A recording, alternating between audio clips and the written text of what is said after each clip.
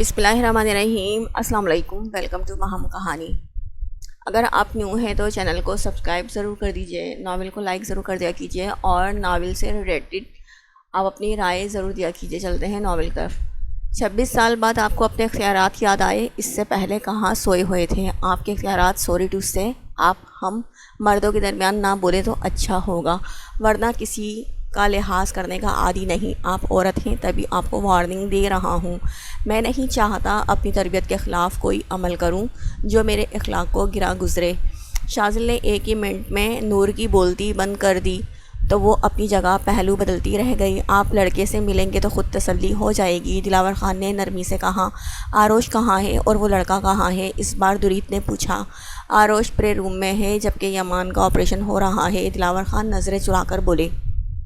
Operation? کس چیز کا آپریشن؟ یہ کس مریض کے ساتھ آپ نے آروش کا رشتہ کیا ہے؟ شاذل حیرت سے ان کو دیکھنے لگا۔ وہ مریض نہیں ہے، اسی لیے ایسے لفظ اس کے لیے استعمال مت کرو۔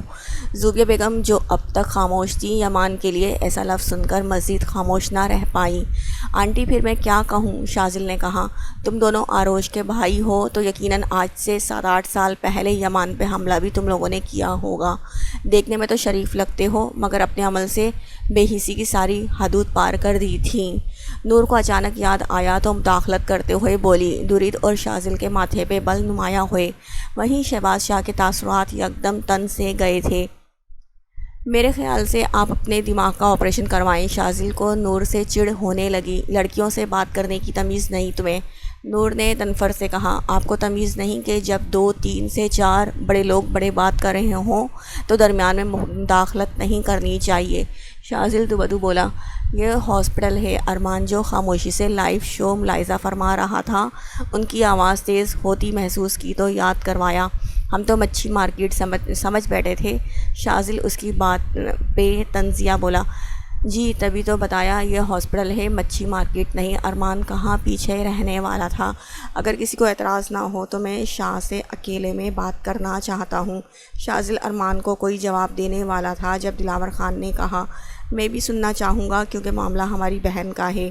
ہم ایسے کسی پہ اعتبار نہیں کر سکتے۔ دوریت مضبوط لہجے میں گویا ہوا۔ تم دونوں یہی رہو۔ شہباز شاہ شاید ان کی بات جان گئے تھے تبھی دونوں سے کہا، کیونکہ وہ جس بات کو اتنے سالوں سے دفن کیے ہوئے تھے نہیں چاہتے تھے کہ باہر آئے۔ وہ تو ابھی نور کی بات پہ حیران تھے کہ کیا وہ لڑکا زندہ تھا، ان کے خیال سے مر چکا ہوگا، اور یہ کیسا اتفاق تھا جو آروش کا اس کے ساتھ نکاح بھی ہو گیا تھا۔ بابا سائی میں تو پوری تسلی کے بعد رخصتی دوں گا۔ آرو کی؟ شاذل بزد تھا۔ کیوں کباب میں ہڈی والا کام کر رہے ہیں؟ اللہ اللہ کر کے تو سر کی شادی ہوئی ہے۔ ارمان شاذل کی بات سن کر منہ بنا کر بولا جیسے اس کو شاذل کی بات خاص پسند نہیں آئی تھی۔ تم میرے منہ مت لگو۔ شاذل نے اس کو گھورا۔ میں بھلا اتنا دور کھڑا آپ کے منہ کیسے لگوں گا؟ ویسے بھی کون سا آپ میری بیوی ہیں؟ ارمان نے حد ہی پار کر دی، جس میں نور اور زوبیہ بیگم کے ساتھ ساتھ دلاور خان نے بھی اس کو گھورا تھا۔ میں باہر انتظار کر رہا ہوں۔ دلاور خان اتنا کہتے وہاں سے چلے گئے تھے۔ چلو، دوریت نے شاذل سے کہا جو ایک جگہ پہ کھڑا ہو گیا تھا۔ میں پہلے آرو کو تو دیکھ لوں پھر آتا ہوں، شاذل نے کہا تو دوریت نے سر اس بات میں ہلایا، جبکہ شاذل نے اپنے قدم پرے روم کی جانب بڑھائے۔ شاذل پرے روم میں آیا تو آروش کو محویت سے نماز ادا کرتا دیکھا، جو اس کے لیے حیران کن تھا کیونکہ نماز کا وقت ختم ہو گیا تھا۔ پھر آروش جانے کون سی نماز ادا کر رہی تھی۔ شاذل چلتا ہوا آروش کے پاس بیٹھا تو آروش سلام کرنے کے بعد کسی کی موجودگی کا احساس ہوا تو گردن موڑ کر دیکھا جہاں شاذل کو بیٹھا پایا۔ لالا! اچانک شاذل کو دیکھ کر آروش نے اس کو پکارا جو خاموشی سے بس اس کی بھیگی آنکھوں کو دیکھ رہا تھا۔ مجھے پتا تھا تم اس نکاح سے خوش نہیں ہوگی۔ میں کرتا ہوں بابا سائی سے بات اور دیکھتا ہوں کون میری بات سے انحراف کرتا ہے۔ وہ دلاور خان، اگر تمہارا اصل باپ ہے تو ہم بھی کسی گنتی میں آتے ہیں۔ تمہیں رونے کی یا کسی بات کے لیے فکر مند ہونے کی ضرورت نہیں۔ تمہارا لالا ابھی زندہ ہے۔ شاذل اس کی آنکھوں کو دیکھ کر سنجیدہ لہجے میں بولا تو آروش حیرت سے اس کو دیکھنے لگی۔ لالا کیا ہو گیا ہے؟ ایسی کوئی بات نہیں، میں نے سوچ سمجھ کر فیصلہ لیا ہے، آروش نے آہستگی سے کہا۔ واٹ؟ آرو تم نے جان بوجھ کر دریا میں چھلانگ لگائی؟ مجھے تم سے ایسی کسی بے وقوفی کی توقع نہیں تھی۔ نہ جانے اس لڑکے کا کس لیے آپریشن، برین ٹیومر ہے اسے۔ شاذل ابھی کچھ کہنے والا تھا جب آروش نے بتایا۔ Brain tumour? Are you gone mad? Shazil کو اب اس پہ غصہ آیا۔ آپ کچھ نہیں جانتے لالا، یہ نکاح ضروری تھا اس کی زندگی کے لیے۔ آروش نے کسی مجرم کی طرح بتایا۔ ہاں، اس کی زندگی کے لیے ضروری تھا، تمہاری زندگی چاہے تباہ و برباد ہو۔ شازل نے اس کو جھڑکا۔ آپ ایسے بات کیوں کر رہے ہیں؟ آروش کو برا لگا۔ تو کیا 21 توپوں کی سلامی پیش کروں؟ ایک تو تمہاری پہلے شادی نہیں ہو رہی تھی، تم راضی نہیں ہوئی تھی، اور اب راضی ہوئی کس کے لیے؟ جو ایک بیمار شخص ہے جس کی زندگی کی کوئی گارنٹی نہیں ہے۔ شازل نے اپنے بالوں میں ہاتھ پھیر کر کہا، وہ بیمار شخص نہیں ہے لالا، اور کسی بھی انسان کی زندگی کی کوئی گارنٹی نہیں ہوتی۔ آروش نے سنجیدگی سے کہا، تم اس انسان کے لیے مجھ سے بحث کر رہی ہو، مجھے دلیلیں پیش کر رہی ہو اپنے لالا کو؟ شازل بے یقین نظروں سے اس کو دیکھ کر بولا، میں نے بس ایک بات کہی لالا، آپریشن اگر کامیاب ہو گیا تو وہ بالکل ٹھیک ہو جائے گا۔ آروش نے بتایا، اگر آپریشن کامیاب نہ ہوا تو؟ شازل نے پوچھا، ایسی بات کیوں کر رہے ہیں؟ آروش کا دل خوف سے دھڑکا۔ تو پھر کیسی بات کروں؟ شازل نے پوچھا۔ مجھے نوافل ادا کرنے ہیں، آروش نے کہا۔ ٹھیک ہے، کرو تم نوافل ادا، مگر بھول ہے تمہاری کہ وہ انسان کبھی ٹھیک ہوگا، برین ٹیومر کوئی عام بات نہیں۔ شازل سنجیدگی سے کہہ کر اٹھ کر چلا گیا۔ پیچھے آروش کو اپنا وجود زلزلے کی زد میں آتا محسوس ہوا۔ آپ کے کہنے کا مطلب میری بہن اس شخص کو پہلے سے جانتی ہے؟ دلاور خان نے شروع سے لے کر اب تک ساری بات دونوں کے گوش گزار کی تو شہباز شاہ خاموش ہو گئے تھے۔ وہیں درید بے یقین لہجے میں بولا، کیا تمہیں نہیں پتہ؟ یہ بات تو بہت پرانی ہے۔ دلاور خان نے الٹا اس سے سوال داغا تو درید شہباز شاہ کو دیکھنے لگا۔ آپ اتنی بڑی بات کیسے چھپا سکتے ہیں بابا سائیں؟ درید سنجیدگی سے شہباز شاہ سے بولے، پرانی باتیں ہیں، دفع کرو۔ میں خود اس لڑکے سے کبھی نہیں ملا تھا، یہ سارا کیا دھرا سب کچھ دلدار اور دیدار شاہ کا ہے۔ شہباز شاہ نے کہا، آپ کے حکم کے بغیر وہ کچھ نہیں کرتے۔ درید کو یقین نہ آیا۔ اماں سائی کا حکم تھا انہیں، میں خود لا علم رہتا اگر مجھے اپنے خاص آدمی سے سارا ماجرا نہ معلوم ہوتا تو۔ شہباز شاہ بس یہ بولے۔ اب سمجھا میں آروش کے بدل جانے کی وجہ۔ درید گہری سوچ میں ڈوب کر بولا تو شہباز شاہ نے کوئی جواب نہیں دیا۔ ہم اسپتال کیوں آئے ہیں؟ ارمان فجر اور عشاء کو اسپتال لایا تو فجر نے ڈر کر پوچھا، میں نے آپ کو پہلے نہیں بتایا تھا؟ آپ پریشان ہو جاتی سرکار، آج آپریشن ہے۔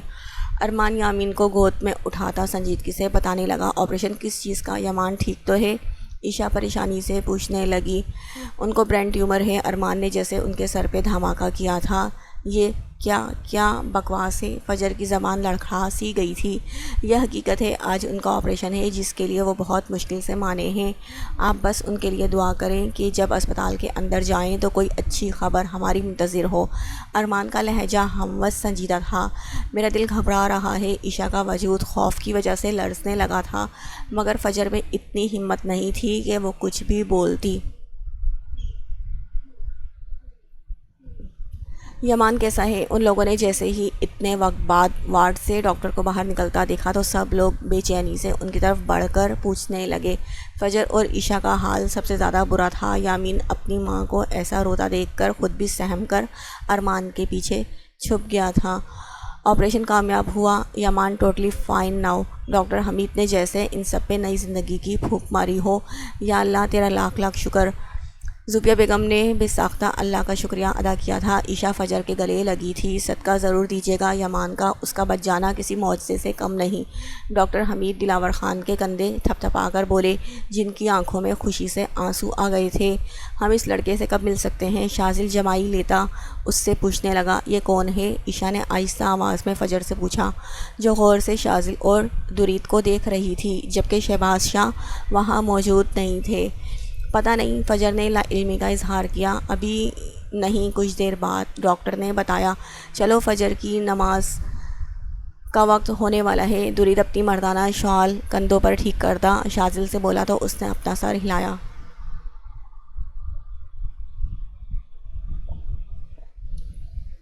میں آروش کو سنا آؤں یہ خوشخبری، نور پرجوش آواز میں کہتی پرے روم کی طرف بڑھی، کیونکہ آروش اب تک وہاں سے نہیں نکلی تھی۔ آروش نام تو عشاء فجر کو اتنا کہتی خاموش ہو گئی تھی۔ صرف ایک نام نہیں ہوتا۔ آروش آروش مبارک ہو، آپریشن کامیاب ہو گیا ہے۔ نور سجدے میں گری، مسکرا کر آروش کو بتایا تو اس نے اپنا سر اٹھایا تھا۔ سچ میں؟ آروش نے دھڑکتے دل کے ساتھ پوچھا تھا۔ ہاں، نور مسکرا کر کہتی اس کے گلے لگی تھی، جبکہ آروش کا وجود سنسا ہو گیا تھا۔ اس کے کانوں میں بار بار ماضی میں سنے گئے جملے گونج رہے تھے۔ کلثوم بھابھی اپنی بیٹی کے لچھن دیکھیں، 2 دفعہ بارات آتے آتے نہیں آئی، اس کی تیسری دفعہ دولہا عین نکاح کے وقت مر گیا، پھر کس چیز کی اکڑ ہے اس کو؟ شوہر ہونے دیتی کہاں ہو؟ تمہارے سب قدم نگل جاتے ہیں۔ وہ کہاں ہیں؟ جب وہ سب باری باری یمان سے ملنے گئے، یمان نے چھوٹتے ہی یہ سوال کیا تھا۔ اس کے لہجے میں بے تابی تھی۔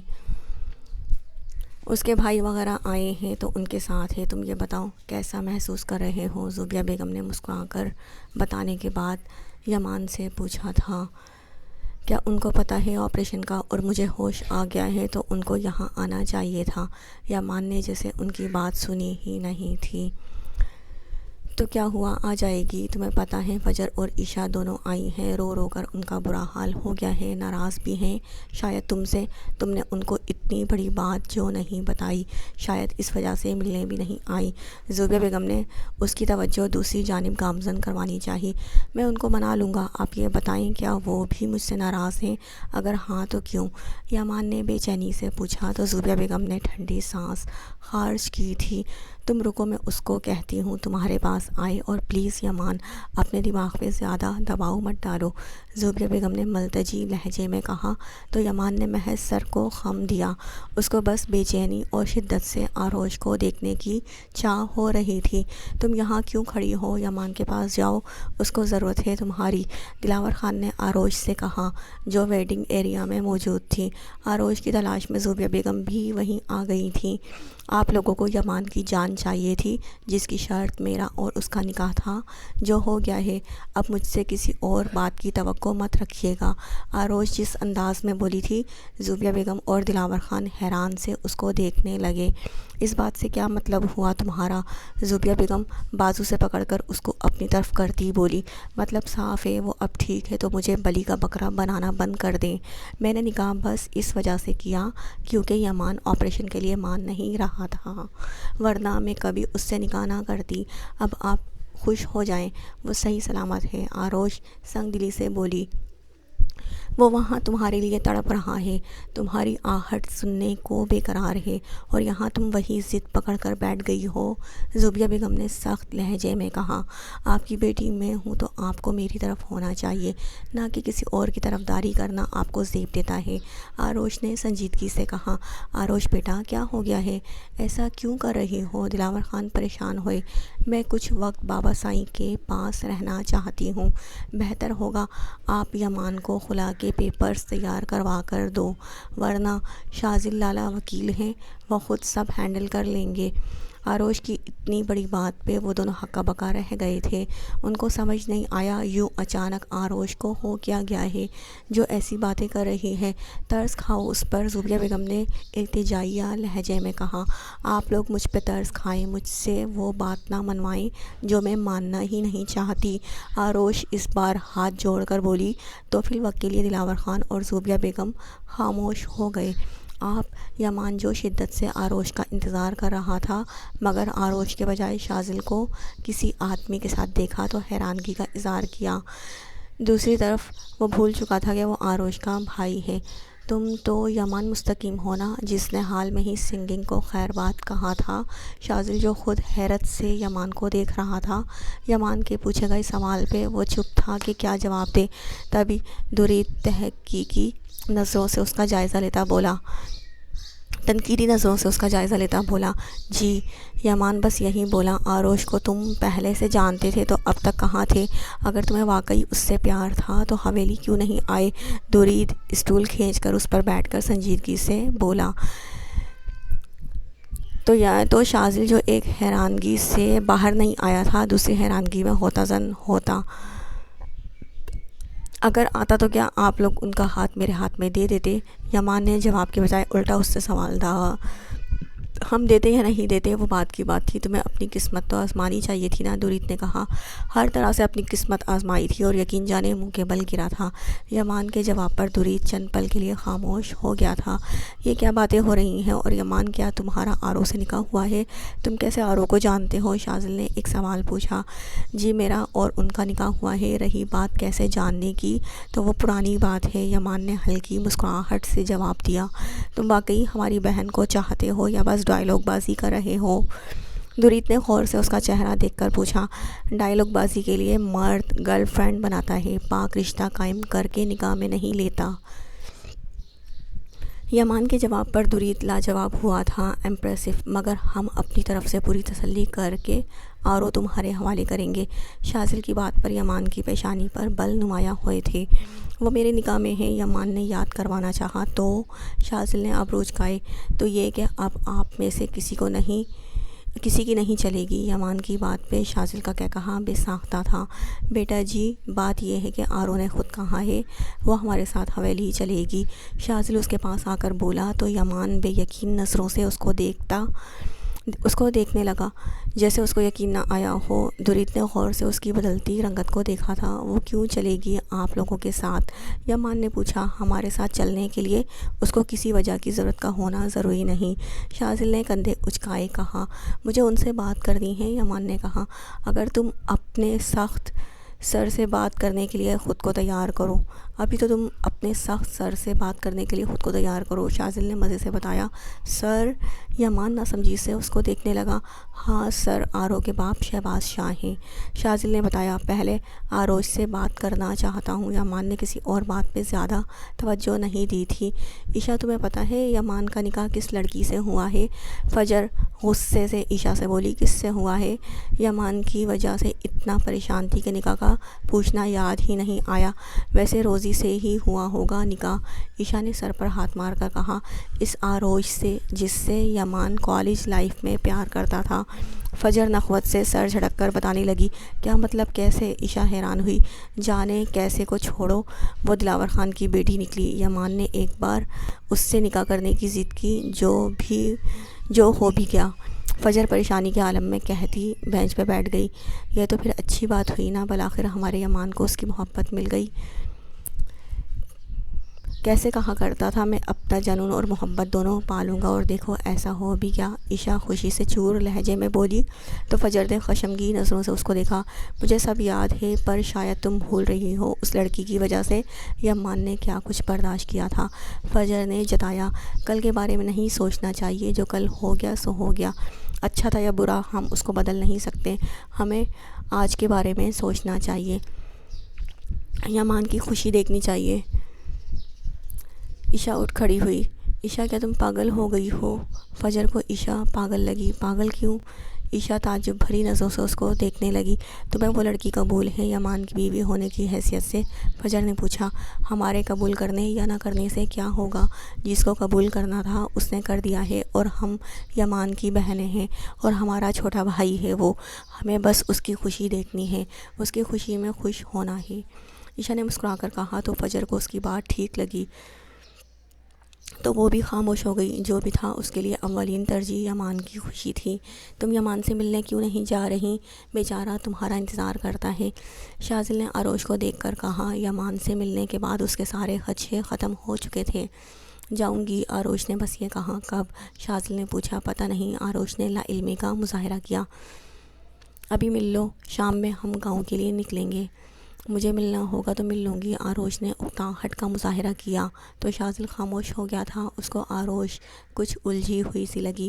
پورا ایک دن گزر گیا تھا، وہ میرے پاس کیوں نہیں آ رہی؟ مجھے ان سے بات کرنی ہے، یمان فکر مندی سے دلاور خان سے پوچھنے لگا۔ وہ چلی گئی، دلاور خان بس یہ بولے۔ کہاں چلی گئی؟ یمان کی زبان لڑکھڑا سی گئی تھی۔ اس نے نکاح کیا تھا تاکہ تم آپریشن کے لیے راضی ہو جاؤ اور تمہاری جان بچ جائے، ورنہ اس کو نکاح میں دلچسپی نہیں تھی۔ وہ خلا تک پہنچ گئی ہے، دلاور خان کے لہجے میں ندامت کی جھلک تھی۔ جان دے کر جان لے گئی۔ وہ ان کو یہ نہیں کہنا چاہیے تھا کہ یمان بچ گیا، یمان کو تو وہ مار نہیں سکیں، لیکن وہ توڑ ضرور گئی ہیں۔ یمان کے چہرے پہ سایہ سا لہرایا تھا۔ دلاور خان کی بات پر ایک بار پھر وہ مضبوط مرد دلاور خان کے آگے رو دیا تھا۔ کچھ ماہ بعد دن تیزی سے گزر رہے تھے۔ اس دن کے بعد یمان کو چپسی لگ گئی تھی۔ فجر کو نئے سرے سے آروش پہ غصہ آیا تھا، مگر خود پہ ضبط کیے ہوئی تھی۔ 4 سے 5 ماہ ہو چکے تھے وہ یہیں اسلام آباد میں تھی، کیونکہ یمان کو ایسے اکیلا چھوڑنا اس کو ٹھیک نہیں لگ رہا تھا۔ دوسری طرف حویلی میں آروش کا دل بھی نہیں لگ رہا تھا۔ ایک خول میں اس نے خود کو بند کر دیا تھا۔ کسی سے بھی زیادہ بات چیت کرنا اس نے خود پہ حرام کر دیا تھا۔ سارا وقت بس اپنے کمرے تک محدود رہتی۔ حویلی والے بھی سب اس کے لیے پریشان تھے۔ دلاور خان بہت بار اس کو لینے حویلی آئے تھے، مگر آروش نے صاف انکار کر دیا تھا۔ اس میں ہمت نہیں تھی یمان کا سامنا کرنے کی۔ اس کی بار بار یمان کا لمس یاد آنا، پیار بھری باتیں یاد آ جاتی جس پہ وہ بے چینی کا شکار ہو جاتی۔ وہ چاہ کر بھی یمان کے پاس نہیں جا پا رہی تھی۔ بابا بابا شاذل کروٹ کے بل گہری نیند میں تھا۔ جب 8 ماہ کا ہوتا، شاذم گردن موڑ کر بڑی مشکل سے آواز نکال کر اس کو جگانے کی کوشش کر رہا تھا۔ بابا شاذل نے اپنے چھوٹے سے ہاتھ وا کیے۔ جبھی کمرے میں ماہی داخل ہوئی۔ جاگ گیا میرا شہزادہ۔ ماہی شاذم کو جاگتا دیکھ کر مسکرا کر اس کو اپنی گود میں اٹھا کر چٹاچٹ اس کے گالوں کو چوم لیا۔ بابا شاذل پھر سے یہی الفاظ منہ سے نکالنے لگا۔ کبھی مما بھی کہہ لیا کرو، ماہی اس کا منہ صاف کرتی بولی، کیونکہ ایسے الفاظ نکالنے سے شاذم کے منہ سے تھوک نکل کر اس کے چن کو چھو رہی تھی۔ بابا شاذم پھر سے یہی الفاظ نکالنے لگا تو ماہی اس کا ماتھا چوم کر شاذل کو دیکھنے لگی، جو ابھی بھی گہری نیند میں تھا۔ آؤ تمہارے بابا کو اٹھاتے ہیں نیند سے، ماہی شرارت سے اس کو کہتی کروٹ کے بل لیٹے شاذل کی پیٹھ پہ شاذم کو کھڑا کرنے لگی۔ گڈ مارننگ، ماہی شاذل کے کان کے پاس جھک کر اونچی آواز میں بولی تو شاذل نے یکدم اپنی آنکھیں کھول کر خود پہ جھکی ماہی کو دیکھا، پھر شاذم کو جو اس کو ہی دیکھ رہا تھا۔ میری صبح نہیں ہوئی ابھی تک۔ شاذل سیدھا لیٹا، شاذم کو اپنے سینے پہ بٹھائے بولا، 12 بجنے والے ہیں، حویلی کے مردوں کے ساتھ آپ نے ناشتہ بھی نہیں کیا۔ ماہی نے منہ بنا کر بتایا، اپنی بیوی کے ساتھ کر لوں گا ناشتہ۔ یہ بتاؤ اپنے گولو مولو نے دودھ پیا؟ شاذل شاذم کے گالوں کو کھینچتا پوچھنے لگا۔ ماہی نے کڑے تیوروں سے اس کو گھورا، کیونکہ جب سے اب کچھ شاذم کی صحت ٹھیک ہوئی تھی، شاذل اب نمونے کے بجائے اس کو گولو مولو کہتا تھا۔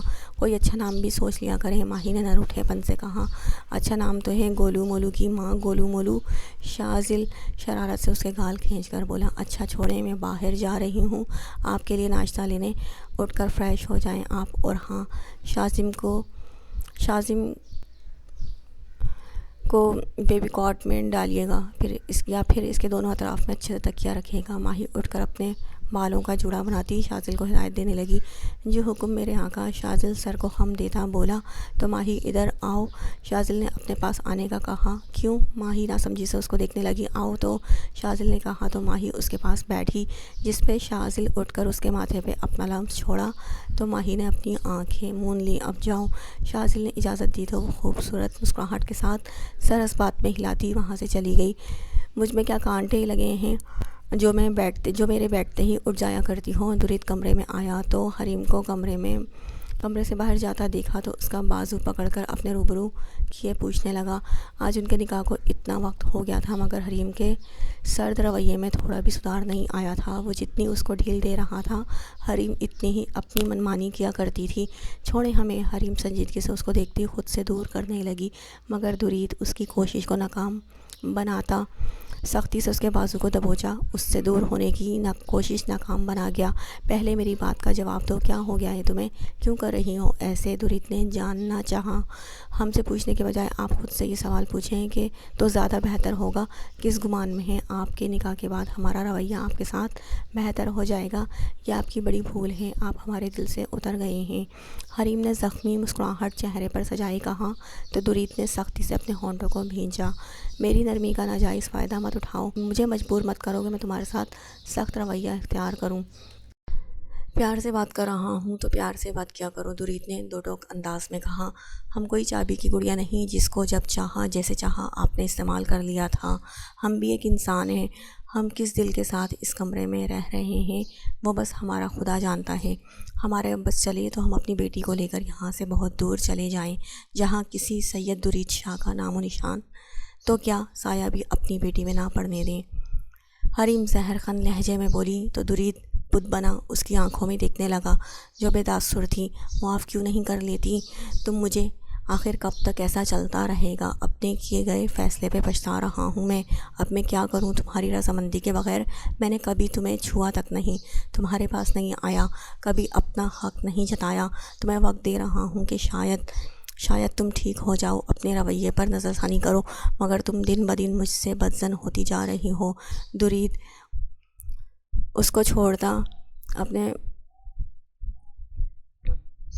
بولا۔ چھوٹی سی لڑکی اس کو کڑے امتحان میں ڈال رہی تھی، جس کو وہ کتنی ہی کوششوں کے باوجود پاس نہیں کر پا رہا تھا۔ اس میں کون سی بڑی بات ہے؟ آئیں کریں اپنا حق وصول اور ہمیں آزاد کر دیں اس نام نہاد رشتے سے۔ دم گھٹتا ہے ہمارا یہاں، آپ کے پاس وحشت ہوتی ہے ہمیں جب آپ ہمارا ہاتھ پکڑتے ہیں، جب آپ اپنی یہ جھوٹی محبت ہماری بچی پہ نچھاور کرتے ہیں۔ حریم اپنے گرد لپٹی چادر کو اتار کر پھینکتی نفرت بھرے لہجے میں اس سے بولی تو درید کے ماتھے کی رگیں ابری تھیں۔ سمجھتی کیا ہو تم مجھے؟ درید دھاڑنے والے انداز میں کہتا۔ اس کا جبڑا سختی سے دبوچتا دیوار کے ساتھ لگا گیا تھا۔ حریم کے جملے اس پر کسی تماچے سے کی طرح برسے تھے۔ چھوڑے ہمیں۔ حریم نے اس کو خود سے دور کرنا چاہا تو درید نے ہاتھ کی مٹھی بنا کر دیوار پر مار کر اسے دور ہوا۔ حریم زور سے کھانستی شوق کی کیفیت میں درید کو دیکھنے لگی، جس کا حال غصے سے خراب ہو گیا تھا۔ یک لخت حریم کو اپنی حالت اور سخت جملوں کا احساس ہوا تھا۔ اس کا دل ڈوب جانے کو کہا تھا۔ پہنو یہ شال۔ درید شاہ اپنے نفس کا پجاری نہیں، اور نہ میں تمہاری قربت کے لیے تڑپ رہا ہوں۔ پاگل تھا میں جو سمجھ بیٹھا تھا اپنی محبت سے تمہیں پہلے جیسے کر دوں گا، ازالہ کر لوں گا، جس کی مگر میں غلط تھا۔ مجھے یہ بات ماننی چاہیے کہ حریم علی کے دل میں درید شاہ اتر گیا ہے، اس کی محبت ختم ہو گئی ہے اس کے دل سے۔ درید اس کی قالین پہ پڑی چادر اٹھا کر اس کو دیتا بولا تو حریم کی آنکھوں سے آنسو رواں ہو گئے تھے۔ تمہیں اب مزید وحشت زدہ ہونے کی ضرورت نہیں، کیونکہ آج کے بعد نہ تو میں تمہارا کبھی ہاتھ پکڑوں گا اور نہ اپنا سایہ حرم پر پڑنے دوں گا، اس کو اپنی جھوٹی محبت سے دور کر دوں گا۔ درید سنجیدہ انداز میں کہتا تیز آواز میں دروازہ بند کرتا کمرے سے باہر چلا گیا۔ حریم پیچھے فرش پر بیٹھتی چلی گئی۔ یہ ہم سے کیا ہو گیا؟ حریم چہرہ ہاتھوں میں چھپا کر پھوٹ پھوٹ کر رو پڑی تھی۔